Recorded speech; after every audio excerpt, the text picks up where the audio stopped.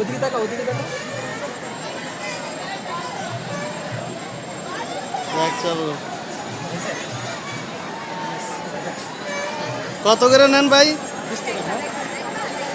হ্যাঁ এটা একটু দিন।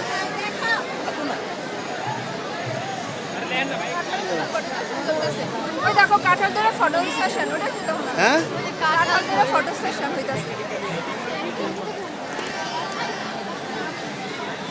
দেখা যায় তো। আরে কাঁঠাল ধরে ফটো সেশন হইতাছে, এটা একটু তোলো।